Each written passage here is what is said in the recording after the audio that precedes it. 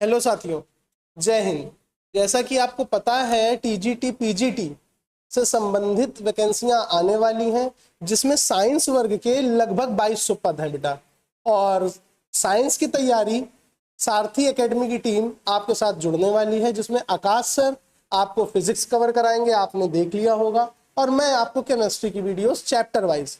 अगर आप लोग चाहते हैं कि आपको यह सीरीज आगे कंटिन्यू करी जाए, अच्छी लग रही है, तो प्लीज इसको शेयर करें और कमेंट में बताएं कि आपको पहले कौन सा चैप्टर कवर करना है। वरना हम लोगों का टारगेट ये है कि स्टार्टिंग से लास्ट तक ऑलमोस्ट 3 मंथ में केवल PYQ सेलेक्ट जो आए हुए हैं उनको लेकर के हम लोग उन्हीं की प्रैक्टिस आपको करवाएंगे। सारे रूल्स बताए जाएंगे जिससे आप कनेक्ट कर सकें और चैप्टर बाय चैप्टर आपको तैयार होता जाए। अगर आप चाहते हैं कि थ्योरी आपको मिले तो आप बताएं, अगर आप प्रैक्टिस चाहते हैं तो आप बताएं, और अगर आप ये चाहते हैं कि सर जैसा आपको अच्छा लगे वो बताएं तो प्लीज कमेंट करिए। और आज हमारे साथ आकाश सर जो आपको फिजिक्स का पहला chapter unit and dimension cover करवाएंगे, तो आनंद लीजिए आकाश सर की फिजिक्स का। थैंक यू सर, ये लीजिए। जैसा कि आपको बताया जा चुका है दीपक सर द्वारा कि हम लोग केवल एक ही मोटिव के साथ काम कर रहे हैं एकेडमी पे, सारे के सारे PYQ को लेकर। इसके साथ हमारी टीम और भी कंटेंट जुटाने में लगी हुई है जो आपको बेहतर और यूनिक कंटेंट प्रोवाइड करेगी। एक मिनट इसको लगा जरा।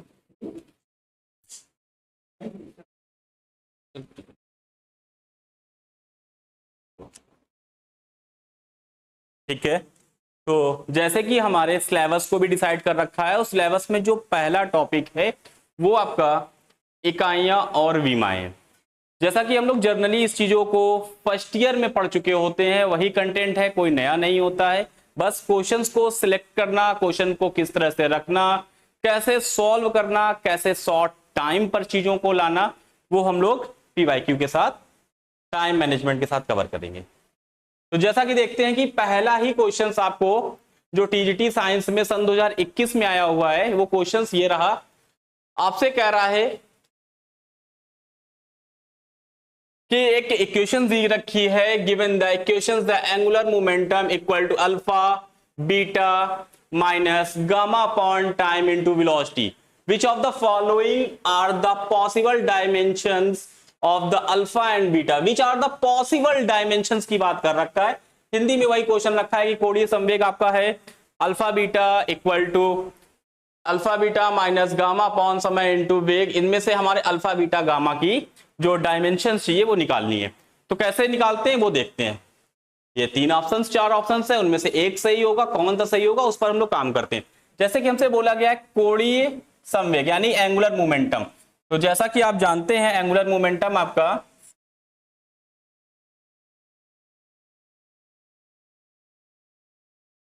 MVR होता है according two equations alpha beta minus gamma upon समय यानी कि टाइम दे रखा है, और यहां पर केवल वेग दे रखा है। तो अगर वेग को अगर हम चाहते हैं तो आप वेग को आप वेलोसिटी लिख सकते थे। वेलोसिटी से वेलोसिटी को कट करेंगे, आपके पास रिजल्ट जो आया होगा वो MR equal to alpha beta minus का गामा अपॉन टाइम आया है। यहां से अगर कंपैरिजन करते हैं तो MR equal to alpha beta, M माने मास, मास की डायमेंशन M होगी, R यानी कि आपके पास डायमेंशन L होगी, इनटू अल्फा बीटा। तो अल्फा बीटा की जो डायमेंशन है वो M और L। इसमें पॉसिबिलिटी की बात करी थी, यानी कि इसकी ये भी हो सकती है, इसकी ये भी हो सकती है, और बीटा की ये भी हो सकती है, ये भी हो सकती है। इसी तरह हम लोग फिर निकालते हैं गामा की, तो फिर से वही कंपैरिजन करते हैं अपॉन टाइम, क्रॉस मल्टीप्लाई करेंगे तो यहां से MLT इक्वल टू गामा। तो देखते हैं हमारे पास तीनों डायमेंशन आ चुकी हैं। गामा की डायमेंशन जो आई है वो MLT आई है, अल्फा और बीटा की आई है ML।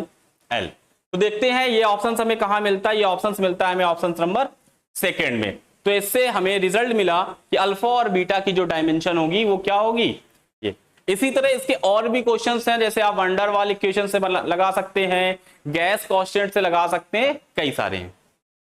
दूसरे क्वेश्चन पर हम लोग काम करते हैं। तो दूसरा क्वेश्चन है, कह रहा if force F, velocity V and time T are taken, the formula of the dimension instead of the mass, the length and time.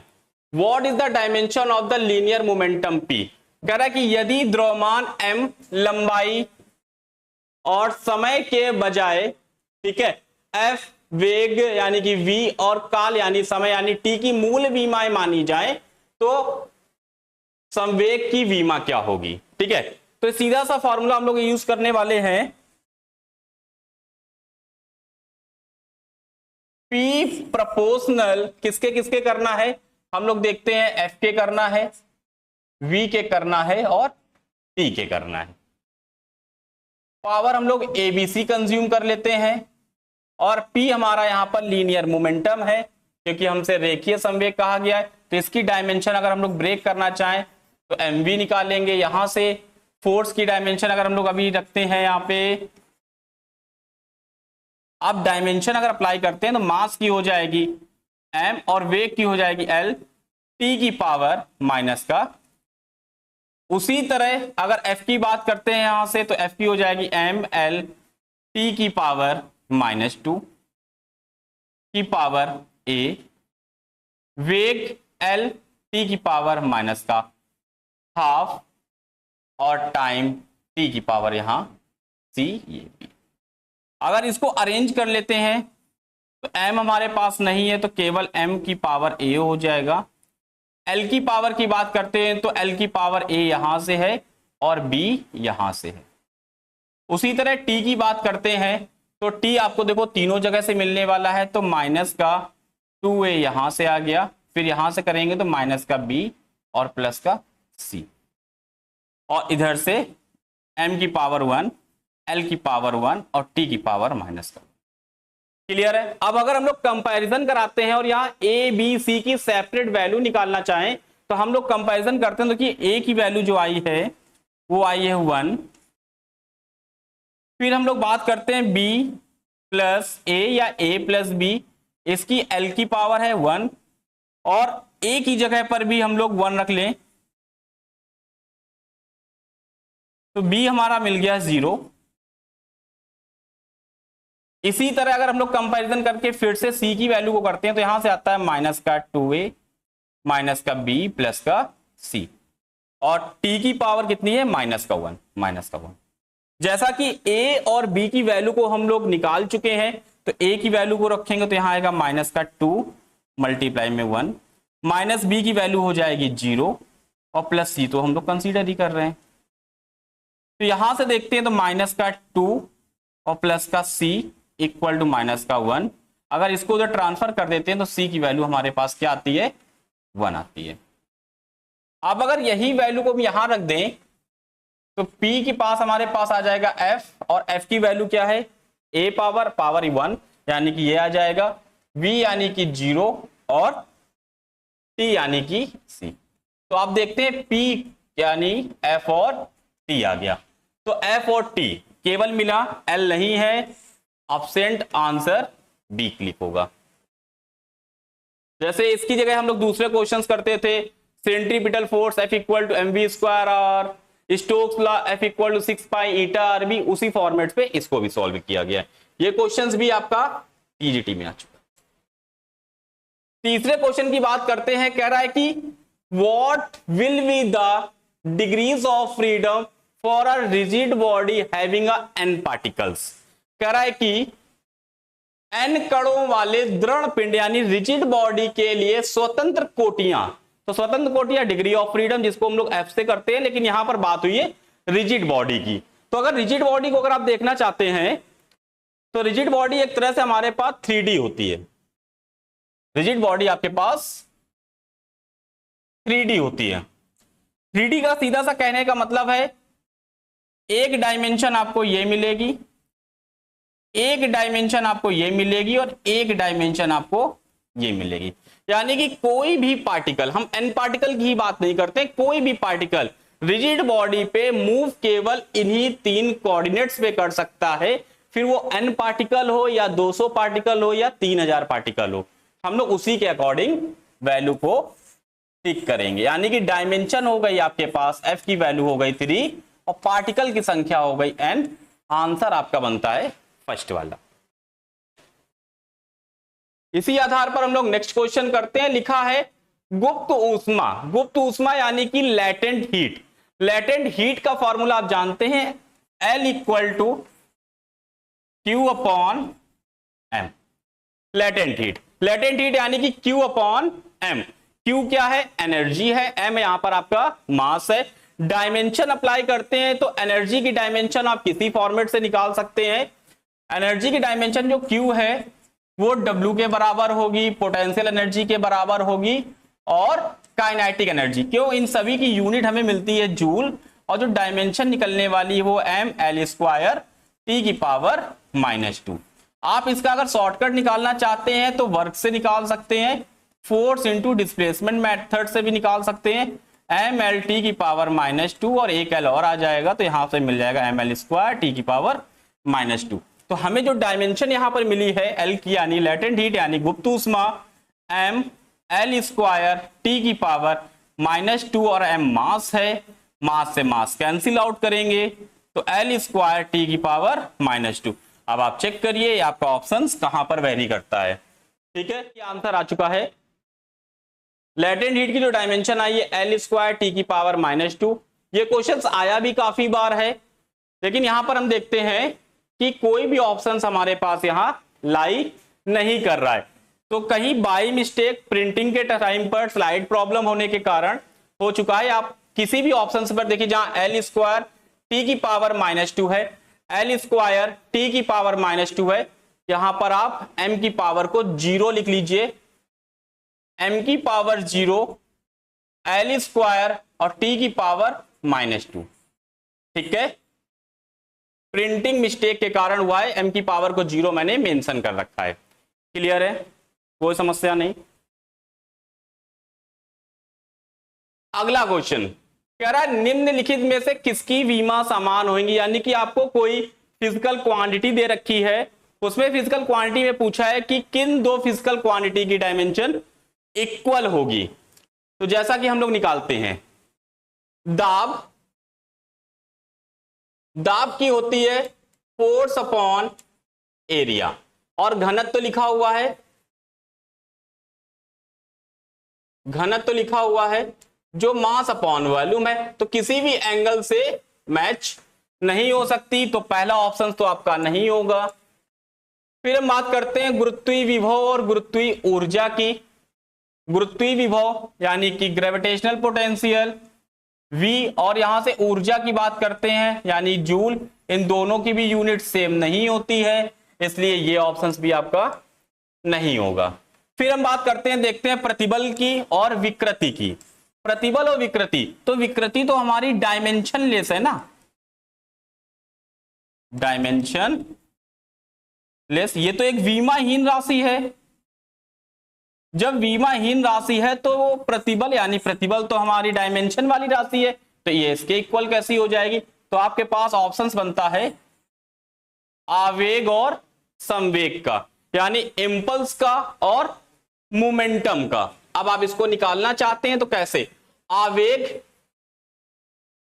आवेग यानी कि इंपल्स यानी कि आई, फोर्स इंटू टाइम होता है। ठीक है, अगर आप संवेग की बात करना चाहते हैं, संवेग, संवेग होता है P equal to mv upon mv। ठीक है, mv। लेकिन न्यूटन थर्ड लॉ पे हम लोग कहते हैं the applied force is directly proportional to the rate of change of momentum. तो अगर यहां से बात करते हैं तो F जो है वो P अपॉन T, अगर यहां से क्रॉस मल्टीप्लाई करते हैं तो P इक्वल टू FT भी एक फार्मूला होता है। देखिए दोनों फार्मूले मैच हो गए, दोनों की डायमेंशन मैच हो जाएंगी और हमारे पास करेक्ट आंसर क्या मिलेगा, आवेग और संवेग। चीजें समझ में आ रही हैं? कोई समस्या हो, किसी भी क्वेश्चंस को लेकर के डाउट हो तो आप हमारे कमेंट सेक्शन पर क्वेश्चन नंबर के साथ अपना कमेंट ड्रॉप कर सकते हैं, आपको सोल्यूशन बहुत ही जल्द दे दिया जाएगा। जैसे कि यहां पर कहा है R, R गैस कांस्टेंट है, गैस कांस्टेंट का फार्मूला आपको पता है, गैस कांस्टेंट का फार्मूला होता है PV equal to N R T. कहीं कहीं इसे म्यू से भी इंडिकेट करते हैं, यहां पर इसको हम लोग मोल कह रहे होते हैं। मोल एक तरह से हमारे नंबर हैं, डायमेंशन लेस होगा, इसलिए हमारे पास क्या बचेगा, PV equal to R T, जिसमें से हमें आर की डायमेंशन चाहिए, R equal to PV upon T. तो सबसे पहले आपको यह पता होना चाहिए कि पी है क्या, वी है क्या और टी है क्या। पी आपका यहां पर प्रेशर है, मोमेंटम नहीं समझेंगे। वी आपका वॉल्यूम है, वेलोसिटी इंडिकेट नहीं करेंगे। टी यहां टेम्परेचर है, टाइम आप उसे इंडिकेट नहीं करेंगे। तो जैसा कि हम लोगों ने बात की कि पी जो है हमारा प्रेशर है, प्रेशर होता है एफ अपॉन ए, एफ की डायमेंशन होती है एम एल टी की पावर -2, और यहां से ए यानी कि एल स्क्वायर। एक एल से एक एल कैंसिल करते हैं तो हमारे पास रिजल्ट आता है एम एल की पावर -1 टी की पावर -2। ये किसकी डायमेंशन हो गई, ये प्रेशर की हो गई। वी हमारा वॉल्यूम है, वॉल्यूम की एल क्यूब होती है, ये जानते हैं आप। और टी, टी यहां कुछ बुक्स नहीं बल्कि एनसीईआरटी, जिसको बहुत इंपॉर्टेंट रोल रहने वाला है टीजीटी पीजीटी पे, तो कुछ बुक्स यहां पर इसे थीटा से भी रिप्रेजेंट करती हैं और कुछ बुक्स यहां इसे के से भी रिप्रेजेंट करती हैं। तो ये हमें देखते हैं कि कौन सा ऑप्शन हमारे पास है। ठीक है, तो ऑप्शन हमारे पास थीटा का है, के का नहीं। कभी कभी थीटा की जगह के भी होता है। अगर यहां पर अगर हम वैल्यू रखते हैं अब, तो हमारे पास आता है P इक्वल टू आर निकालना है, sorry R equal to PV upon T. R equal to P की डायमेंशन हम लोगों ने निकाली हुई है m L की पावर -1 T की पावर -2, इसकी निकाली है L क्यूब और इसकी निकाली हुई है थीटा। अब आप क्या करेंगे, इसको अरेंज कर सकते हैं। अरेंज करते हैं तो देखते हैं हमारे पास यहां पर आएगा m, L एक कम हो जाएगा तो L स्क्वायर T की पावर -2 और थीटा ऊपर जाएगा तो थीटा की पावर -1। फिर से बात करते हैं, कभी कभी ये आपको इस फॉर्मेट पे भी देखने को मिल सकती है, थीटा की जगह के का भी यूज किया जाता है। फिलहाल अपने पास ऑप्शंस ये मैच करते हैं कहां है, देखते हैं m L स्क्वायर T की पावर -2 और थीटा की पावर -1।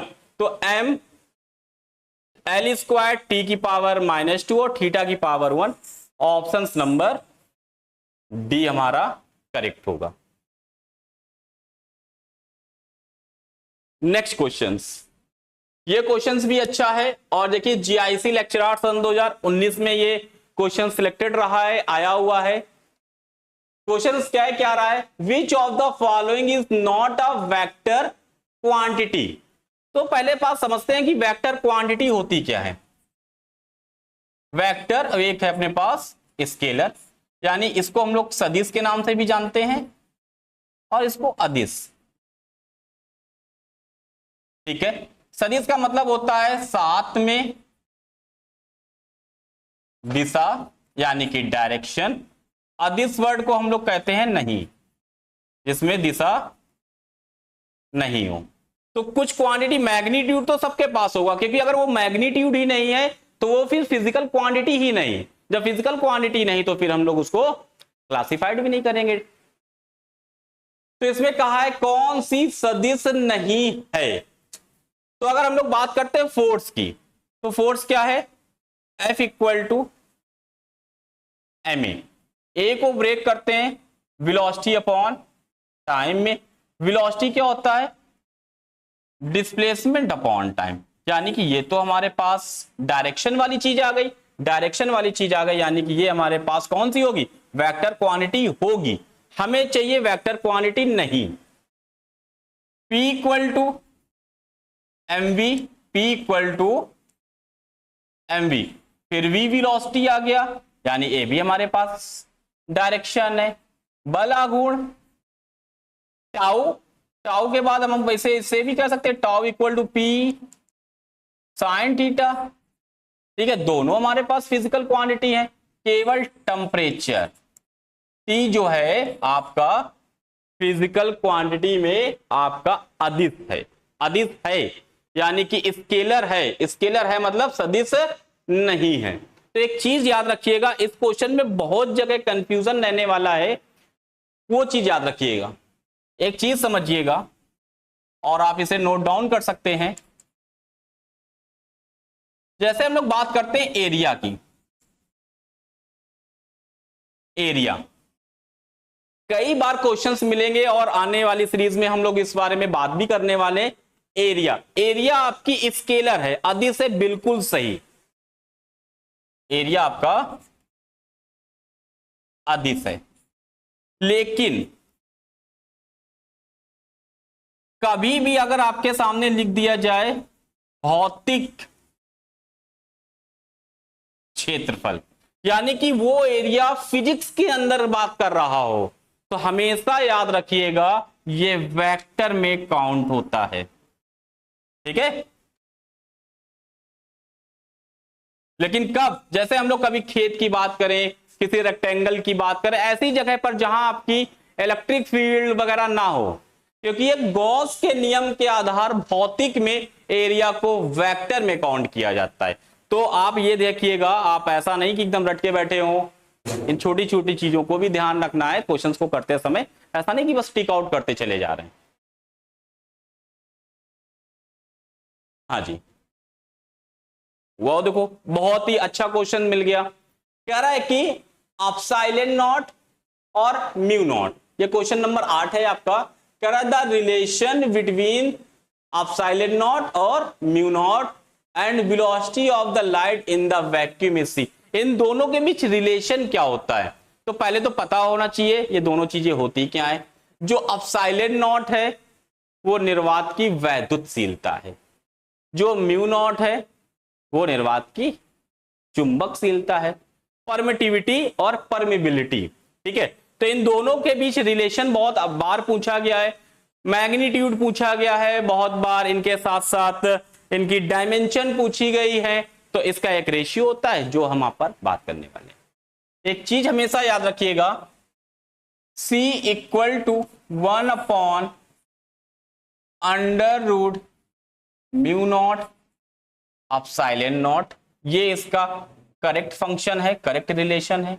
कभी कभी इसको इस तरह से भी देखने को मिलता है, म्यू नॉट एप्सिलॉन नॉट की पावर हाफ। कभी यही चीज आपको ऊपर देखने को मिल जाती है, म्यू नॉट एप्सिलॉन नॉट की पावर माइनस की हाफ।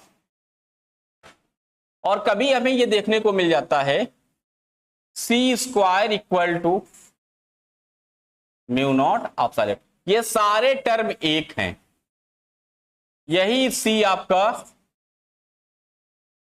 स्पीड ऑफ लाइट होगा, कहां, वैक्यूम में, ठीक है।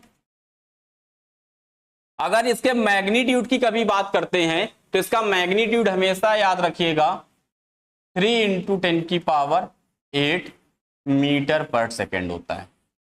डायमेंशन की कभी बात कर देते हैं तो याद रखिएगा हम लोग डायमेंशन केवल यूनिट से निकाल रहे होते हैं, L T⁻⁻1।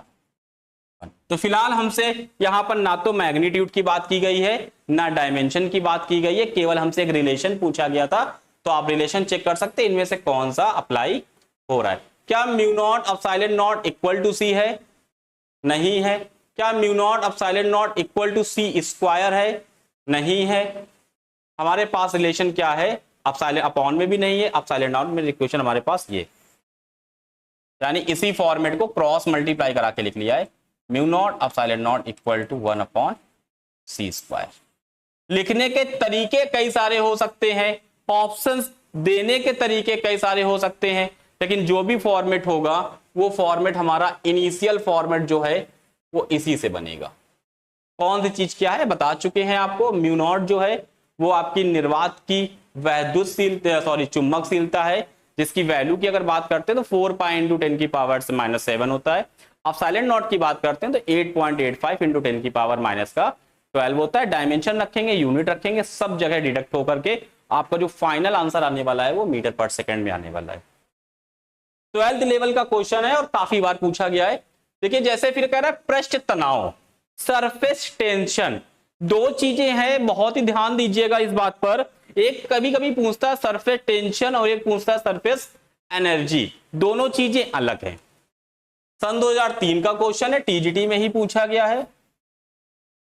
सरफेस टेंशन में पूछा गया है इनका विमीय सूत्र यानी कि डायमेंशन फार्मूला।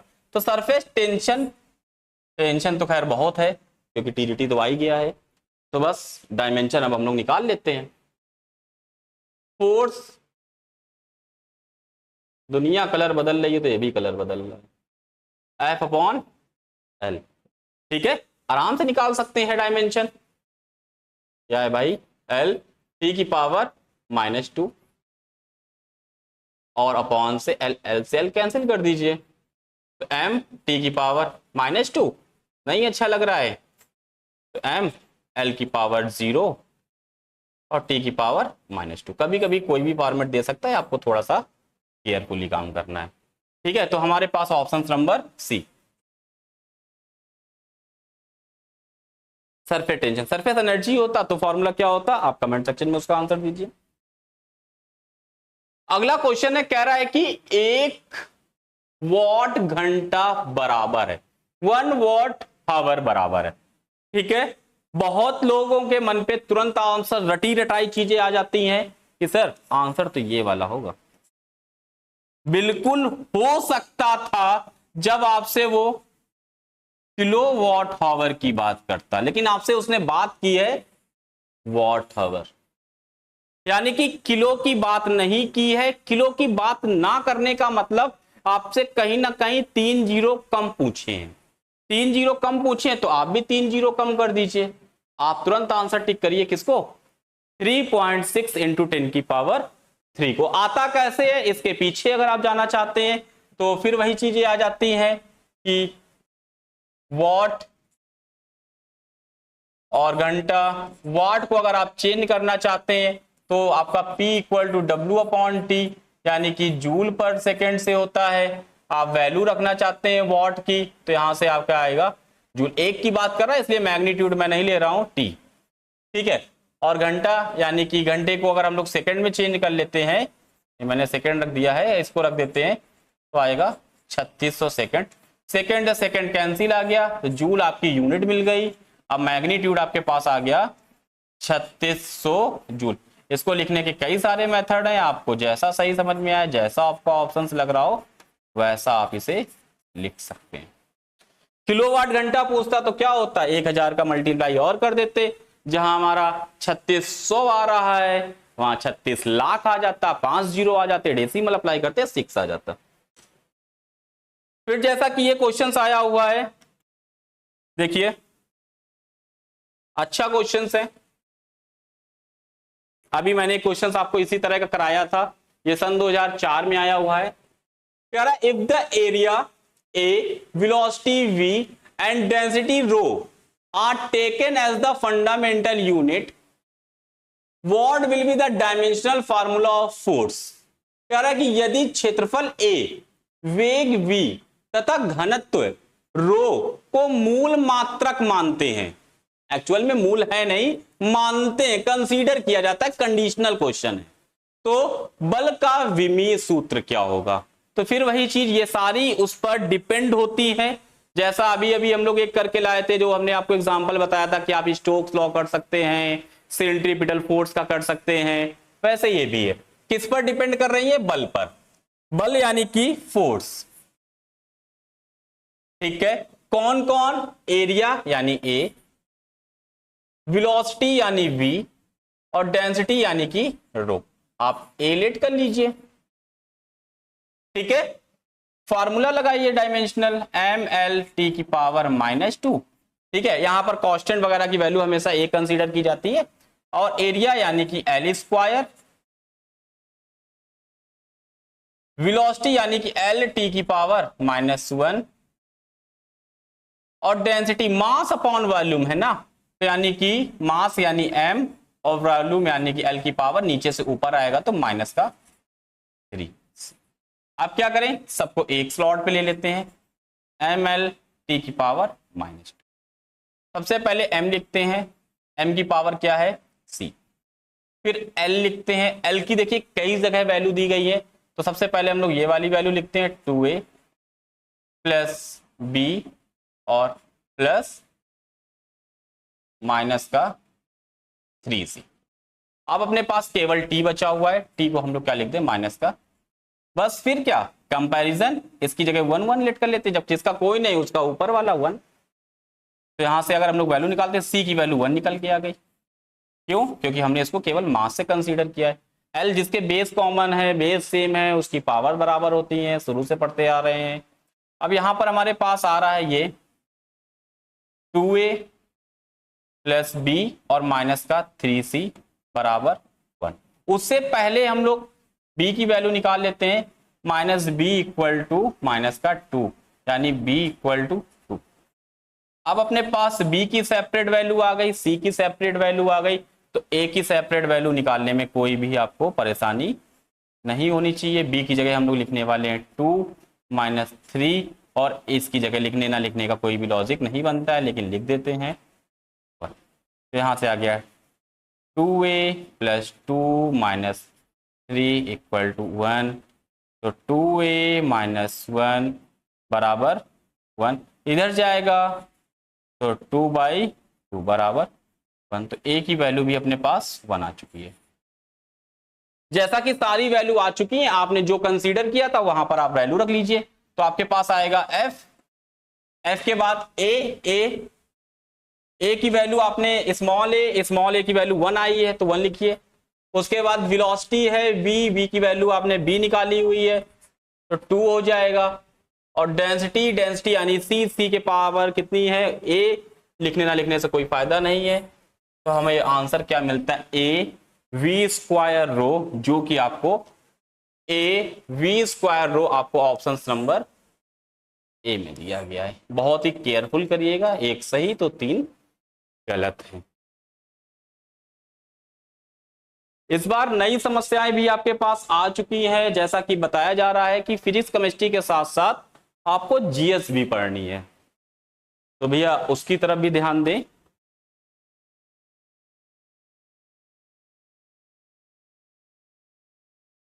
जैसे कि ये देखिए,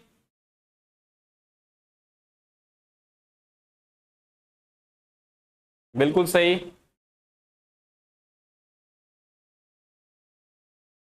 आपको हम 5 सेकंड का समय देते हैं, कोशिश करिए। कह रहा है वेग प्रवणता की विमा किसके समान है?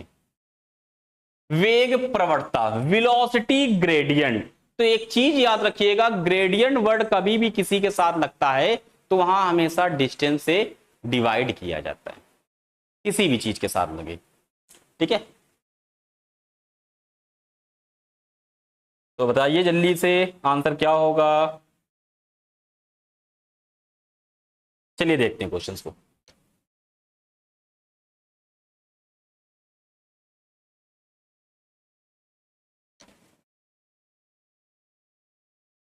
वेग प्रवणता क्या होता है? वेग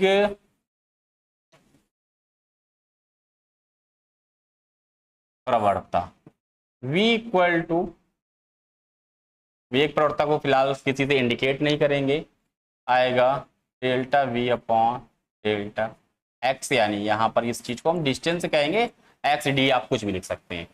किसके बराबर होगा? फिर से देखो, वेलोसिटी की डायमेंशन क्या होती है? l t की पावर, और अपॉन में डिस्टेंस है l से l कट गया, यानी कि 1/t, 1/t यानी कि सेकेंड इनवर्स, ठीक है। सेकेंड इनवर्स किसकी है? आवर्त काल होता तो सेकेंड होता, आवृत्ति हाँ इसकी हो सकती है क्योंकि इसकी 2 यूनिट होती हैं, हर्ट्ज और सेकेंड इनवर्स, तो यानी कि यही वाला आपका ऑप्शन सही है।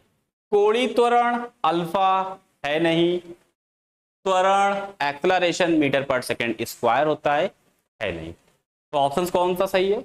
Option number B, frequency. जैसा कि नेक्स्ट क्वेश्चन आपके सामने आया है, ये टीजीटी का सन 2005 का क्वेश्चन है।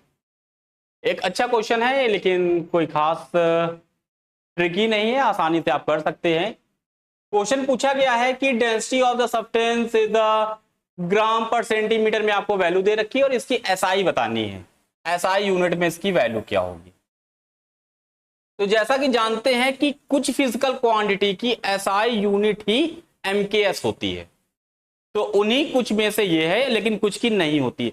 जैसे किन की नहीं होती, जैसे बात करते हैं एम्पियर की नहीं होती, जूल नहीं है, ठीक है, लेकिन डेंसिटी हमारा एसआई भी सेम है और एमकेएस भी सेम है। तो इस चीज को ध्यान रखिएगा कि जो डेंसिटी की एसआई और एमकेएस दोनों सेम है। यहां पर जो वैल्यू दे रखी है आपको, वो दे रखी है ये 13 ग्राम पर सेंटीमीटर क्यूब।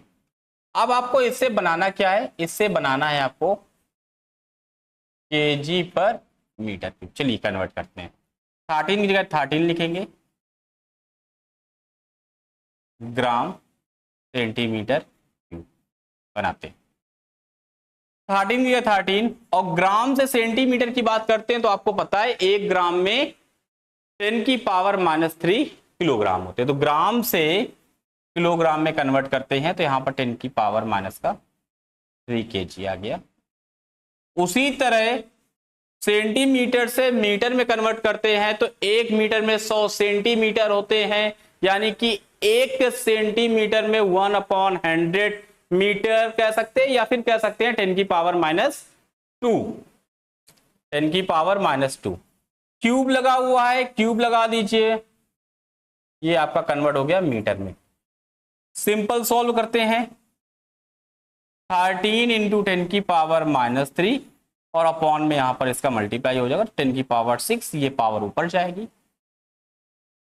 13 इंटू 10 की पावर 3 kg पर मीटर क्यूब। एक चीज याद रखिएगा, जब कोई भी पावर नॉमिनेटर से डिनोमिनेटर या डिनोमिनेटर से नॉमिनेटर जाती है तो पॉजिटिव होती है तो निगेटिव हो जाती है, और निगेटिव होती है तो पॉजिटिव हो जाती है। ठीक है, जैसा कि ये माइनस में था, ऊपर गया तो प्लस में हो गया। इनकेस ये नीचे प्लस में होता तो ऊपर जाके माइनस होता, तो आंसर हमारा कुछ और हो रहा होता।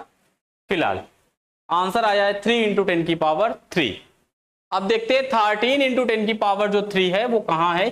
13 इंटू 10 की पावर 3 जो है वो आपका क्वेश्चन नंबर, ऑप्शन नंबर ये है। ठीक है, आप इसको टिक कर सकते हैं। इसी तरह से आपका एक, अगर आपको याद हो तो एनसीईआरटी बुक पे क्वेश्चन हुआ करता था 11th क्लास पे, कुछ इस तरह का था, if the density of mercury is 13.6 gram per centimetre cube, और वहां पर इसे कन्वर्ट करना होता था बाय द डायमेंशनल मेथड, इसे मीटर पर या केजी पर मीटर क्यूब में। ठीक है, तो वहां पर हम लोग डायमेंशन यूनिट लगा करके वगैरह सब करते थे। फिलहाल यहां पर आपको केवल मैग्नीट्यूड का क्वेश्चन था तो केवल मैग्नीट्यूड करेंगे। अगला क्वेश्चन, अच्छा क्वेश्चन आ गया, ये यूपी पीजीटी सन 2026 में आया हुआ है। अच्छा क्वेश्चन है, ट्राई करिए।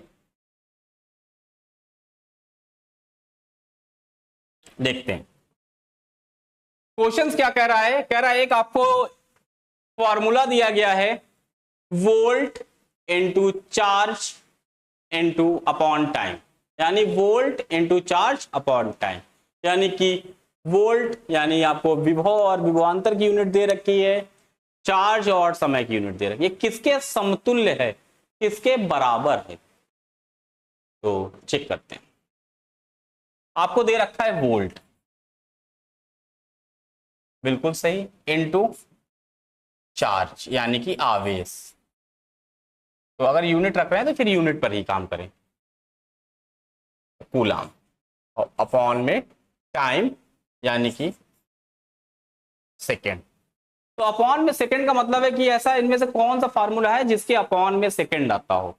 तो फिलहाल देखते हैं, वोल्ट, वोल्ट को हम लोग कह देते हैं V, और चार्ज को कहते हैं Q, अपॉन टी, यानी कि वोल्ट और चार्ज मिलके आपका बनाते हैं वर्क अपॉन टी, और वर्क अपॉन टी जो होता है वो पावर होता है। ठीक है, ये फॉर्मूला आपका लिया गया है इलेक्ट्रिक पोटेंशियल से। इलेक्ट्रिक पोटेंशियल क्या होता है? V equal to W upon Q. ठीक है ना, ये वही फॉर्मूला है। The work done by the external agent to bringing a positive unit charge one point to another point या infinite to a fix point, उसी फॉर्मूले से ये लिया गया है V equal to W upon Q से। तो डब्ल्यू अपॉन क्यू को हम लोग वर्क कहते हैं, वर्क अपॉन टाइम, यानी कि कार्य करने की जो क्षमता होती है उसे शक्ति कहते हैं। तो आंसर हमारे पास आ गया है शक्ति, यानी कि ऑप्शन नंबर सी आपका सही है। ठीक है, उसी के साथ अगर देख लेते हैं कि अगर इनकी यूनिट क्या होती, इसकी यूनिट आप जानते हैं मीटर पर सेकेंड स्क्वायर होती, कार की यूनिट डायरेक्टली जूल होती है, और इसकी यूनिट आपकी मीटर पर सेकेंड होती है, और शक्ति की यूनिट आपको यहां पर दे रखी है इस तरह से, यानी कि जूल अपॉन, ये भी कह सकते हैं आप, इसको वॉट भी कह सकते थे। इसकी और भी अदर यूनिट होती हैं, एचपी जिसे हॉर्स पावर कहते हैं, उस पर अगर हम लोग कन्वर्ट करना चाहते हैं तो फिर हमारे पास आता है 746 वॉट। फिलहाल आंसर आपका ही है, कॉमर्शियल यूनिट वगैरह वगैरह वगैरह होती है। अगला क्वेश्चन कह रहा है कि वे भौतिक राशियां जिनकी इकाइयां समान है, इकाइयां बोले तो यूनिट समान है, विच फिजिकल क्वांटिटी, ठीक है, जिनकी यूनिट आपकी क्या हो, इक्वल हो। तो सभी की यूनिट देखते हैं।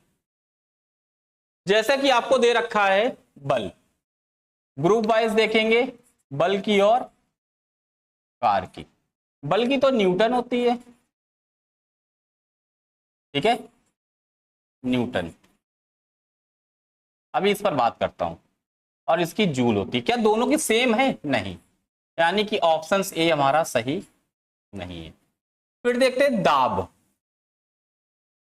दाब की क्या होती है? न्यूटन पर मीटर स्क्वायर।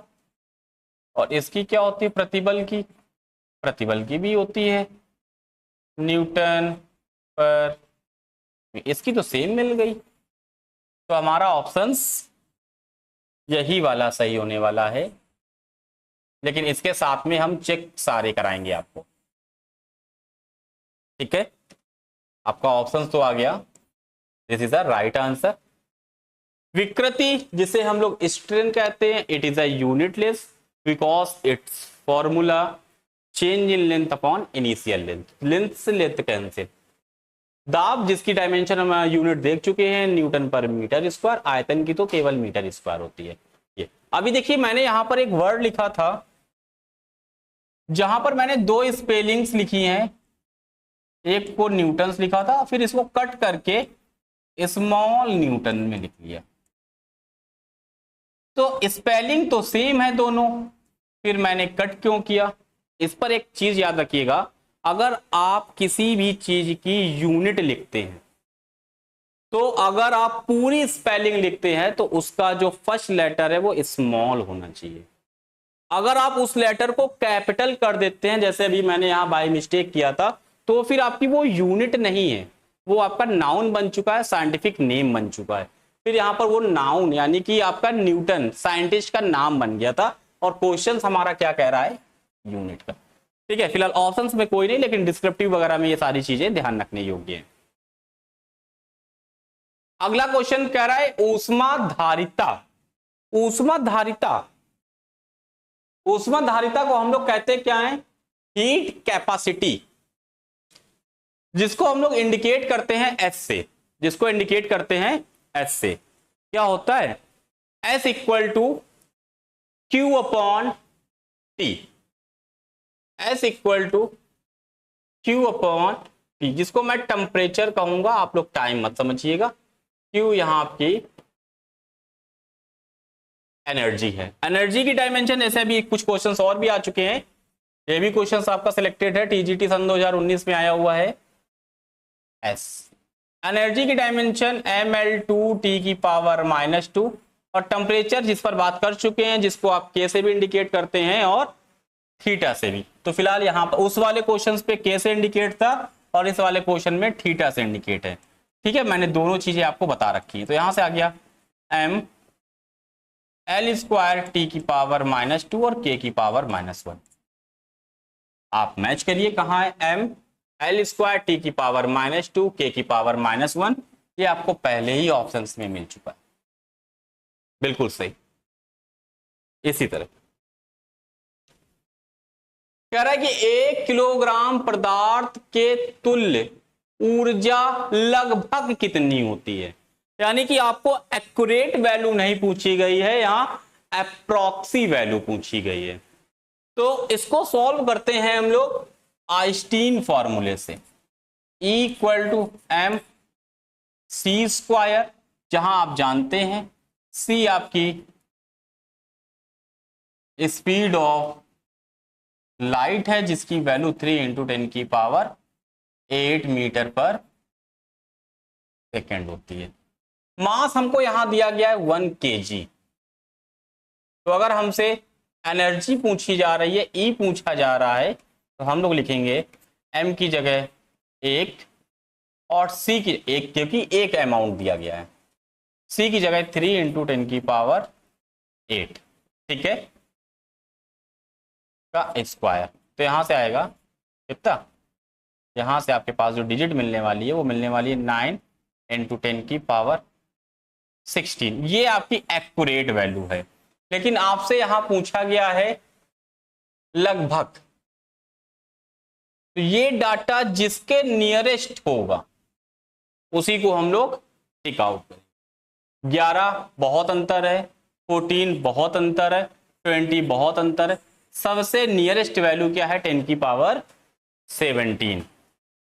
10⁻17 हमारा राइट आंसर होगा। अगर वो एक्यूरेसी की बात करता, एक्यूरेट की बात करता, तो फिर हम लोग 9 × 10⁻16 को ही लिखते। लेकिन आपसे वो उसने लगभग की बात करी है, तो लगभग विद नियरेस्ट वैल्यू को लिखते हैं। इसके पहले सपोज करो 17 ना होता, ऑप्शन में 17 ना होता और ऑप्शन में 17 की जगह हमारा आंसर 15 में आता मान लो, तो फिर हम लोग 15 को टिक करते। कह रहा है सूर्य का ताप मापा जाता है। सूर्य का ताप यानी कि आपसे वो पूछ रहा है उस गैजेट का नाम जिससे चीजों को मीजर करते हैं, टेम्परेचर को। तो याद रखिएगा हमेशा वो जो गैजेट है वो आपका पायरोमीटर है। ठीक है, अब पायरोमीटर क्या केवल सूर्य को ही, सूर्य की हीटनेस को मीजर करेगा? ना जी ना। पायरोमीटर एक ऐसी डिवाइस है जो हीट की लार्ज स्केल को, बड़ी स्केल को मीजर करता है। तो जहां बहुत ऊंचे ताप की बात होती है, बहुत ज्यादा टेम्परेचर की बात होती है, उसके कैलकुलेशंस के लिए, मेजरमेंट के लिए जिस डिवाइस को यूज किया जाता है उसे बोलते हैं पैरोमीटर। नॉर्मल के लिए हम लोग तो थर्मामीटर यूज कर लेते थे ना, तो थर्मामीटर वहां लगाएंगे तो क्या हालत होगी। Question number 20। क्वेश्चन कह रहा है, अच्छा क्वेश्चन है, ये भी सन 2011 में आ चुका है टीजीटी का। देखिए इस जगह पर मैंने आपको वो कंटेंट दिया हुआ है जो सारे क्वेश्चन पीवाईक्यू कब और कहां आए हुए हैं, जैसे कि कोई पीजीटी में है, कोई टीजीटी में है, कोई जीआईसी का है। ठीक है, तो सारी चीजों को मैंने मेंशन किया हुआ है, यानी कि कोई भी सीरीज में कोई भी क्वेश्चंस फालतू नहीं रखा गया है। ठीक है, ये बाकायदे इस चीजों को सब सर्च करके, एनालिसिस करके निकाला गया है। कोई भी क्वेश्चंस आपको ऐसा नहीं कराया जाएगा पूरी सीरीज में, चाहे वो फिजिक्स का हो, चाहे केमिस्ट्री में दीपक सर कराएंगे, मैथ रितेश सर कराएंगे, तो कोई भी क्वेश्चंस आपको ऐसा नहीं होगा जो अननेसेसरी हो। ठीक है, तो देखते हैं क्वेश्चंस। आपसे कह रहा है कि how are the numerical value n, यानी कि आपको कोई परिमाण देगा n और unit u, physical quantity related, यानी किसी भौतिक राशि का परिमाण n है और यूनिट u है। तो वो किस प्रकार संबंधित है। आप कुछ भी ले लीजिए, कुछ भी ले लीजिए। एग्जाम्पल में हम लोग स्पीड को ले लेते हैं कि स्पीड भैया कार की जो है वो 30 किलोमीटर पर आवर है। तो उससे कहा है परिमाण को आप क्या इंडिकेट करिए, एन इंडिकेट करिए, यानी कि इसको हम लोग एन कहेंगे, ठीक है। और जो आपका यूनिट है वो यू है, यानी कि ये यू है, ये यू है, दोनों मल्टीपल में है। अगर दोनों को अगर रिलेट में करना है, यानी कि दोनों आपस में एक दूसरे के इनवर्सली प्रोपोर्शनल है। आप चाहे यू की वैल्यू निकाल लीजिए या एन की वैल्यू निकाल लीजिए। अगर हम एन की वैल्यू को निकालते हैं तो वो स्पीड अपॉन ये आएगा। तो यानी कि ये वर्ड तो हम किसी भी चीज के साथ ले सकते हैं, स्पीड ले लें, ठीक है, फोर्स ले लें, एक्सेट्रा, किसी भी चीज के साथ। तो यहां से देखते हैं कि एन इनवर्सली प्रोपोर्शनल यू कह सकते हैं, और अगर u इनवर्सली प्रोपोर्शनल n कह सकते हैं। आप जो भी आंसर मैच करना चाहें देख सकते हैं। तो यहां क्या है, n को प्रीफर किया गया है, n इनवर्सली प्रोपोर्शनल। आपका आंसर सही होने वाला है सी नंबर। तो इसी तरह इसके आगे की सीरीज को हम लोग कंटिन्यू रखते हैं। अगर आपको टॉपिक समझ में आ रहे हैं, आप इसके आगे के क्वेश्चन चाहते हैं, तो आप कमेंट सेक्शन करें, शेयर करें और अपने फ्रेंड को भी शेयर करें, ताकि हम लोग इस पर और मोटिव होकर के और चीजें आगे कंटिन्यू कर सकें। ठीक है, अब आपको अगली क्लास नेक्स्ट टाइम पे मिलेगी। ओके।